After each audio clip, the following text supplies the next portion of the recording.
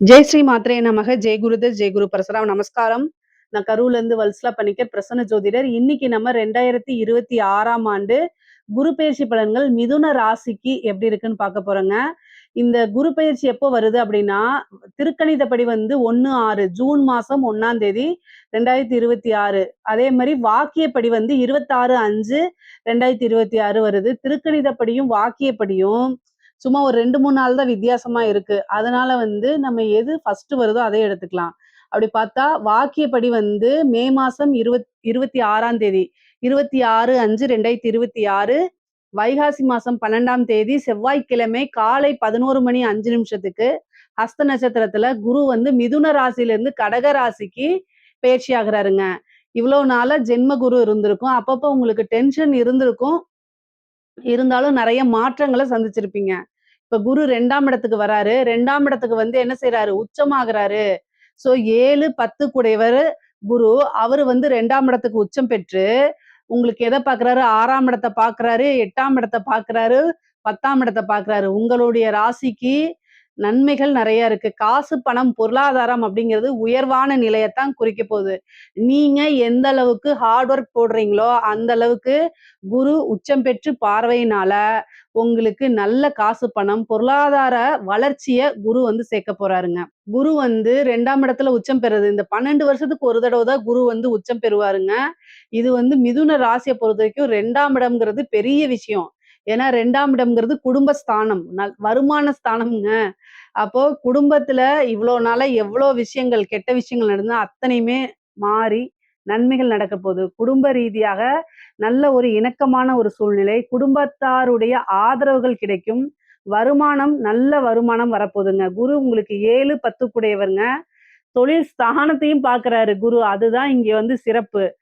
முக்கியமா என்னன்னா தொழில்ல அதிகமா கவனம் செலுத்துங்க. கொஞ்சம் சோம்பேறித்தனத்தை ஒதுக்கி வச்சுட்டு, மிதுன ராசிக்காரங்களுக்கு சோம்பேறின்னா கோவம் வந்துருது.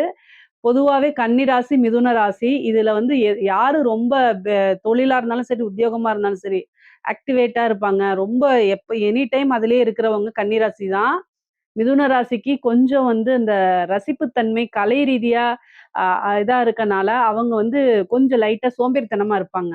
அதெல்லாம் கொஞ்சம் மாத்திட்டு மிதுன ராசிக்காரங்க உழைப்பு உழைப்புன்னு நீங்க இருந்துட்டீங்க அப்படின்னா வருமானம் அதிகமா இருக்கு. 12 வருஷத்துக்கு ஒரு தடவை தான் வருவாரு குரு, உச்சம் பெறுவாரு.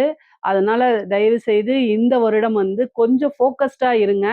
ஃபோக்கஸ்டா இருந்தீங்கனாலே நீங்க உங்களுடைய லைஃப் டைம்ல எவ்வளவு காசு பணம் சம்பாதிக்கிறோமோ அதுக்கு உண்டான வழி உங்களுக்கு குரு காமிச்சிருவாரு. குரு வழிகாட்டுறதுன்றதுக்கு இல்லையா? அது எந்த ராசிக்கு இருக்கோ இல்லையோ உங்க ராசிக்கு இருக்கு. ஸோ நீங்க என்ன பண்ணணும் அப்படின்னா, உங்களுடைய விஷயங்கள என்ன பண்ணணும்னு எழுதி பாருங்க. மிதுன ராசிக்காரங்களுக்கு எழுதி பார்க்கிறது நன்மைகள சேர்க்கும். எப்படி நம்ம முன்னேறலாம் அப்படின்னு சொல்லி உங்களுக்குள்ளேயே இதுல ஓட விடுங்க. கட்டாயம் சக்சஸ் ஆயிருவீங்க. குரு உச்சபலம் பெற்றுக்கிறது எவ்வளோ சிறப்பான விஷயம் தெரியுங்களா? இந்த வருஷத்த நீங்க தவற விட்டுட்டீங்கன்னா 12 வருஷம் வெயிட் பண்ணணும். அவ்வளவுதான். ஏன்னா குரு உச்சம் பெறது 12 வருஷத்துக்கு ஒரு தடவை தான் நடக்க போகுது. அதனால வருமானம்ங்கிறது பல வகை. இந்த வழியில இருந்து தான் உங்களுக்கு வருமானம் அப்படின்னு சொல்லவே முடியாது. பல வகைகள்ல இருந்து வருங்க. தொழில அபிவிருத்தி பண்ணலாம். தொழில் ஸ்தானத்த குரு பார்க்கிறாரு. அப்ப புதுசா தொழில் தொடங்கலாமான்னா தாராளமா தொடங்கலாம். உத்தியோக ரீதியா நல்ல அமைப்புகள் இருக்கு. இல்லைங்க எனக்கு சொந்த தொழில் செய்யக்கூடாது அப்படின்னு இருக்கு அப்படின்னா பார்ட்னர்ஷிப் போட்டு நீங்க தொடங்கலாம். உங்ககிட்ட காசு பணம் இருக்கு, இன்வெஸ்ட்மெண்ட் பண்றதுக்கு பணம் இருக்கு அப்படின்னாலும் குரு உங்களுக்கு 7 கூடையவரா இருக்கனால பார்ட்னர்ஷிப் போட்டு தொடங்கலாம். ஆனா உங்களுடைய ஜாதகத்துல தொழில் ஸ்தானம் எப்படி இருக்கு, பார்ட்னர்ஷிப் ஸ்தானம் எப்படி இருக்குங்கிறதெல்லாம் பார்த்துட்டு தொடங்குங்க. ஏன்னா நீங்க லக்னம் வேற இதுல நீங்க பிறந்திருக்கலாம். அதனால அதையெல்லாம் யோசிச்சு பார்த்துட்டு அதுக்கப்புறம் ஸ்டார்ட் பண்ணிக்கோங்க. ஆனா கோச்சார ரீதியா தொழில் ஸ்டார்ட் பண்றதுக்கு இந்த டைம் நல்ல டைம் தான். சிறப்பான காலங்களும், நேரங்களும் ஒத்து வருது. அதனால நீங்க ஸ்டார்ட் பண்ணிக்கலாம். வருமானம் நல்லா வரும். ஏற்கனவே ஒரு தொழில் நஷ்டத்துல போயிட்டு இருக்குன்னு வச்சுக்கோங்களேன். இந்த டைம் கொஞ்சம் கூடுதலான உழைப்ப நீங்க போடும்போது, நல்ல காசு பணத்த நீங்க எடுத்தரலாங்க. நெறைய அமைப்புகள் இருக்கு, நன்மைகள் இருக்கு. காசு பணத்த எடுத்தரலாம். அதே மாரி கடன் ரீதியா இருக்கக்கூடிய பிரச்சனைகள்ல இருந்து நிவர்த்தி ஆகுங்க. ஏதாவது ஒரு பிரச்சனையில போய் நீங்க மாட்டிட்டு இருந்திருப்பீங்க. அந்த இதுக்கு வந்து இந்த காலகட்டத்துல நல்ல விடிவு காலம் பிறக்கும். ஏன் அப்டின்னா, குரு வந்து உங்களுக்கு 2ஆம் இடத்துல உச்சபலம் பெறுறாரு. பொதுவா குருநாதர் வழிபாடு பண்ணுங்க. தெய்வ வழிபாடு பண்ணுங்க. உங்க இஷ்ட தெய்வ வழிபாடு பண்ணுங்க. குலதெய்வ வழிபாடு பண்ணுங்க. குரு 8ஆம் இடத்த பார்க்கறதுனால தீராத பிரச்சனைகளுக்கும், பெரிய சிக்கல்கள்ல இருந்தும் வெளில வரத்துக்கு இது பெர்ஃபெக்ட்டான டைமு. இந்த டைம்ல நீங்க கொஞ்சம் உழைப்பையும், அதே மாரி கொஞ்சம் எஃபோர்ட்ஸையும் நீங்க போடும்போது, எவ்வளோ பெரிய கடனாக இருந்தாலும் சரி, எவ்வளோ பெரிய பிரச்சனைகளாக இருந்தாலும் சரி, அத்தன பிரச்சனைகள்ல இருந்து நீங்க வெளில வந்துரலாம். நிவர்த்தி ஆயிரலாம். ஏன்னா, குரு உங்களுக்கு நிவர்த்தி ஸ்தானாதிபதி. அவரே வந்து உச்சம் பெறும்போது, கட்டாயம் எவ்வளோ பெரிய பிரச்சனைகளா இருந்தாலும் சரி, தீராத பிரச்சனைகளா இருந்தாலும் தீர்த்து குடுக்க வேண்டியது குருவோடைய கடமையாக இருக்கு இங்க. அதே மாரி 6 குடையவர் உடல், தேக ஆரோக்கியத்துல கவனம் செலுத்தணுங்க. 6ஆம் இடம்ங்கிறது கடன் மட்டும் கிடையாது. நோய், வழக்கு எல்லாத்தையும் குறிக்கக்கூடியது. அதனால உங்களுடைய தேக ஆரோக்கியத்துல கவனம் செலுத்தணும். மிதுன ராசிக்காரங்க எப்பவுமே அலட்சியத்துல நம்பர் 1 அவங்க. ஏதாவது ஒரு பிரச்சனை அப்படின்னா, வீட்டு வைத்தியம் பார்த்துக்காம, தயவு செய்து டாக்டர்ட்ட போய் கன்சல்ட் பண்ணிருங்க. ஏன்னா, குரு 8யும் பார்க்குறாரு, 6யும் பார்க்குறாரு. அவர் வந்து என்னன்னா, அவருடைய வேலை வந்து எல்லா விஷயத்தையுமே வளர்த்து விட வேண்டியதுதான். குரு வந்து நெறைய பேர் என்ன செய்றாங்கன்னா, குரு பாக்குது. அதனால எனக்கு எந்த பிரச்சனையும் வராதுன்னு நெனைக்கிறாங்க. குருவோ குரு ரொம்ப நல்லவரு. அதத்தான் நானும் சொல்றேன். குரு வந்து நல்லவரு. எந்த ஒரு விஷயத்துக்கும் பாரபட்சம் பார்க்காம வளர்த்து விட்டுட்டே இருப்பாரு. அப்ப நோயையும் வளர்த்து விட்டுருவாரு. காசு பணத்த வளர்த்து விடுறது நல்லது. நோய வளர்த்து விடுறது நல்லதா? இல்ல, இல்ல. 6ஆம் இடத்த பார்க்குறாரு, 8ஆம் இடத்த பார்க்குறாரு. தயவு செய்து கவனமாக இருங்க. உடல் ஆரோக்கியத்துல கவனம், கவனம், கவனம். ஏதாவது ஒரு பிரச்சனை அப்டின்னா, உடனடியா மருத்துவர ஆலோசனை பண்ணிக்கங்க. 1000, 500ல செலவ வந்து முடிச்சுக்கங்க. அது வந்து லட்சக்கணக்குல கொண்டு போய் விட்றாதீங்க. அதே மாரி 8ஆம் இடத்த பார்க்குறாரு. நீங்க வண்டி வாகனங்கள்ல போகும்போது கவனமாக போங்க. ஏன் அப்டின்னா, அ ம 8ஆம் இடம்ங்கிறது வந்து பார்த்தீங்கன்னா, விபத்த குறிக்கக்கூடிய இடம். அதனால வண்டி வாகனங்கள்ல போகும்போது, நீங்க நல்லா தான் போவீங்க. கரெக்ட்டா ஓட்டுனாலும், நமக்கு நேரங்காலம் சரியில்லைன்னா, ஆப்போசிட்லருந்து வந்து இது பண்ணுவாங்க. அதனால ரொம்ப ரொம்ப கவனமாக இருக்கணும்.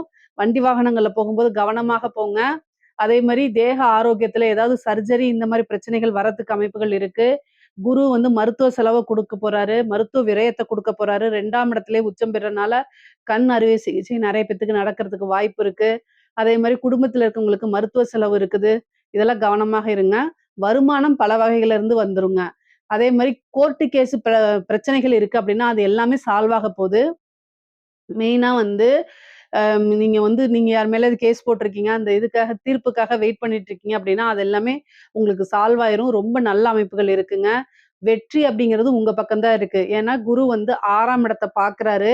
6ஆம் இடம்ங்கிறது வெற்றி ஸ்தானம். அது இல்லாம உச்சபலம் பெற்று பார்க்கறனால, எவ்வளோ பெரிய பிரச்சனையா இருந்தாலும் சரி, எவ்வளோ பெரிய கேஸா இருந்தாலும் சரி, ஈஸியா உங்களுக்கு ஃபேவரா மாறுறதுக்கு உண்டான அமைப்புகள் இருக்கு. கடன இந்த வருஷம் நீங்க தீர்த்தரலாங்க.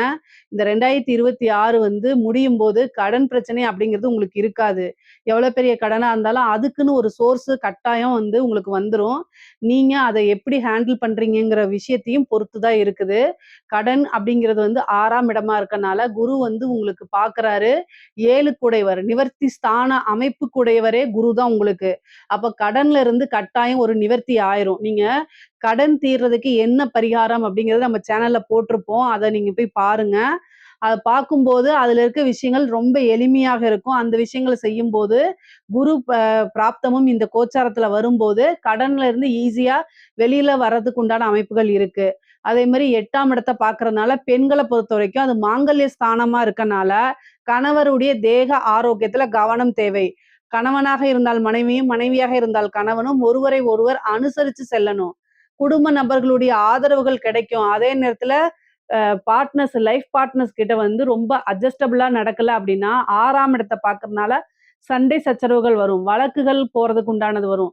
சாதாரணமா ஒரு விஷயத்த சாரின்னு கேட்டு சிம்பிளா முடிக்கிறத விட்டுட்டு, பிரச்சனைகள வளர்த்தீங்க அப்படின்னா, அது போய் 3ஆம் இட நபர்களுடைய தலையீடு வந்துரும்.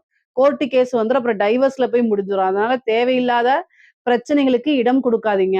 10ஆம் இடத்த பாக்குது, கர்மாஸ்தானம். அதனால மனதுக்கு பிடித்த நபர்கள் பிரியறதோ, அல்லது இழப்புகளோ ஏற்படுறதுக்கு வாய்ப்புகள் இருக்கு. முக்கியமா வந்து தாய் தந்தையருக்கு கர்மா அப்படிங்கனாலே நீங்க செய்யக்கூடிய விஷயங்கள் தான். யாருக்காவது ஒருத்தருக்கு கர்ம காரியங்கள் செய்யக்கூடிய அமைப்புகள் வந்துரும். ஏற்கனவே அங்க கர்ம காரகன் சனி இருக்காரு. அவரையும் குரு சேர்ந்து பார்க்கும்போது, இந்த பிரச்சனைகள் வரதுக்கு வாய்ப்பு இருக்கு. குரு பிரீத்தி பண்ணிக்கங்க. குருவுக்கு பரிகாரம் பண்ணுங்க. என்ன பரிகாரம் பண்ணணும் அப்டின்னா, வியாழக்கிழமை தட்சிணாமூர்த்தி வழிபாடு, முல்லைப்பூ இருக்கு இல்லைங்களா? அதுல மாலை தொடுத்து 2 நெய் தீபம் போட்டு அவருக்கு வழிபாடு பண்ணுங்க. அது ரொம்ப ரொம்ப சிறப்பு. உங்கனால என்ன முடியுதோ அத மட்டும் செய்யுங்க. ரொம்ப சிரமப்பட்டு நீங்க செய்ய வேண்டாம். எனக்கு உத்தியோகம் போகணும், ஸ்கூல் போகணும், காலேஜ் போணும், நான் வேலையா இருக்கேன், என்னால முடியல அப்டின்னா, அதுக்காக மனசு வருத்தப்படாதீங்க. உங்கனால என்ன முடியுதோ அத மட்டும் தெய்வத்துக்கு ஆத்மார்த்தமா செஞ்சா போதும். சிவபெருமான் வழிபாடு பண்ணிக்கங்க. தட்சிணாமூர்த்தி வழிபாடு பண்ணிக்கங்க. நவக்கிரகங்கள்ல குரு பகவான் ஒருத்தர் இருப்பாரு. மஞ்ச கலர் ட்ரெஸ் போட்டுட்டு, அவர போய் வழிபாடு பண்ணிக்கங்க. இதெல்லாம் பண்ணும்போது உங்களுக்கு நன்மைகள் அதிகமாகவும், தீமைகள் ரொம்ப குறைவாவும் இருக்கும். பெண்கள பொறுத்தவரைக்கும் உங்களுக்கு காசு, பணம் பல வகைகள்ல இருந்து வரும். ஏன்னா, வருமான ஸ்தானத்துல தான் குரு இருக்காரு. குடும்பத்தோருடைய ஆதரவுகள் உங்களுக்கு அதிகமாக கிடைக்கும். அதே மாரி ஆடை, ஆபரண சேர்க்கை இருக்குது. 10ஆம் இடத்த பார்க்கறனால நீங்க வேலைக்கு போகக்கூடிய அமைப்புகள் இருக்கு. ஒரு புதுசா தொழில் ஸ்டார்ட் பண்ணக்கூடிய அமைப்புகள்லாம் இருக்கு. நெறைய காசு, பணம் சேர்க்கக்கூடிய அமைப்புகள் இருக்கு. குடும்பத்தாருடையது வந்து பிரச்சனைகள்லாம் இருக்கும் பார்த்தீங்களா? அதெல்லாம் நீங்கிறது. 8ஆம் இடத்த பார்க்கறதுனால, நீங்க வெளியில போகும்போதோ, அல்லது வரும்போதோ, என்னன்னா க இன்ஃபர்மேஷன ஷேர் பண்ணுங்க வீட்ல. வீட்லயோ அல்லது அப்பா, அம்மா கிட்டயோ அல்லது கணவர்கிட்டயோ சொல்ல முடியாத ஒரு விஷயம் மிக தவறான விஷயம். அத நீங்க செய்யக்கூடாது. உங்களுக்கு ஆசைப்பட்ட விஷயங்கள மத்தவங்ககிட்ட சொல்லிட்டு அத செய்யுங்க. நீங்க ஒரு இன்ஃப்ளூயன்சரா இருந்தீங்கன்னா, எல்லா விஷயங்களையும் நீங்க ரொம்ப கவனமாக இருக்கணும். சோசியல் மீடியால வந்து பார்த்தீங்கன்னா, பர்சனல் சாட்ஸ் எல்லாம் போய் பண்ணாதீங்க. அதெல்லாம் வந்து 8ஆம் இடம்ங்கிறனால ஏதாவது ஒரு பிரச்சனைகளோ, அவமானங்களோ தேடி தந்துரும். அதனால ரொம்ப கவனமாக இருங்க. தெய்வத்துடைய துணைய தேடிக்கிறது ரொம்ப ரொம்ப நல்லது. படிக்கக்கூடிய குழந்தைங்களுக்கெல்லாம் படிப்பு நல்லா வருங்க. ஏன் அப்டின்னா 2ஆம் இடம்ங்கிறதே வாக்கு ஸ்தானம் தான், கல்வி ஸ்தானம் தான். அதனால படிக்கக்கூடிய குழந்தைங்களுக்கு படிப்புல நல்ல ஆர்வம், நல்ல ஞாபக திறனு, நல்ல மதிப்பெண்கள் எடுத்து தேர்ச்சி பெறக்கூடிய அமைப்புகள்லாம் இந்த வருடம் உங்களுக்கு இருக்கு. அதே மாரி பொலிட்டீஷியன்ஸ்க்குலாம் நல்ல அரசியல்வாதிகளுக்கெல்லாம் நல்ல காசு, பணம் சம்பாரிக்கக்கூடிய அமைப்புகள் இருக்கு. பொதுவாவே வந்து இந்த வருடம் குருபலம் இருக்கா? திருமணத்துக்கு அப்டின்னா 8ஆம் இடத்த தான் பாக்குது. அதனால 2ஆம் இடம்ங்கிறது குடும்பஸ்தானம். அதனால 50% தான் குருபலம் இருக்கு திருமணத்துக்கு. ஆனா உங்களோட ஜாதக ரீதியா குரு 7ஆம் அதிபதியோடைய திசாவோ, புத்தியோ நடக்கும் பட்சத்தில், குருவும் 2ஆம் இடத்துல இருக்கிறனாலயும் நீங்க என்ன செய்யலாம் அப்டின்னா, திருமணத்துக்கு தாராளமா போய்க்கலாம். ஆனா 7ஆம் இடத்த பார்த்தா தான் குருபலம் 100க்கு 100% பரிபூரணமாக இருக்குன்னு அர்த்தம். இங்க வந்து 7ஆம் இடத்தெல்லாம் பார்க்கல. 6ஆம் இடத்த தான் பார்க்குது. ஆனா ஜாதக ரீதியா சில பேத்துக்கு தசாபுத்திகள் அப்படிங்கிற விஷயங்கள் 7ஆம் இடத்துல இருக்கிறது, 7ஆம் அதிபதியோடது, லக்னத்துக்கு அது மாரி பார்த்து பண்ணுவாங்க. அது மாரி பண்றதுனா நீங்க தாராளமா பண்ணிக்கலாம். பொதுவா 10ஆம் இடத்த பார்க்கறனால இந்த வருடம் எதுக்கு அதிகமா சப்போர்ட் பண்றதுன்னா, தொழிலு, உத்தியோகம், வருமானம் இந்த 3 விஷயங்களுக்கு தான் குரு அதிகமா சப்போர்ட் பண்றாரு. அதனால பொருளாதார வாழ்க்கைய இந்த வருடம் வந்து நல்ல உயர்வான நிலைக்கு எடுத்துட்டு போறது உங்களோட கையில தான் இருக்குது. அது குரு பகவான் வந்து குடுத்துருவாரு. ஏன்னா உச்சபலம் பெற்றிருக்கனால அத குடுக்கறதுக்கு அவர் தயாரா இருக்காரு. வாங்குறதுக்கு நீங்க தயாரா இருந்துக்கங்க. இதுல ஏதாவது சந்தேகங்கள் இருக்கு அப்படின்னா கமெண்ட்ஸ்ல கேளுங்க. கட்டாயம் நான் ஆன்ஸர் பண்றேன். நம்மளுடைய சேனல லைக் பண்ணுங்க, ஷேர் பண்ணுங்க, சப்ஸ்கிரைப் பண்ணுங்க. நன்றி, வணக்கம்.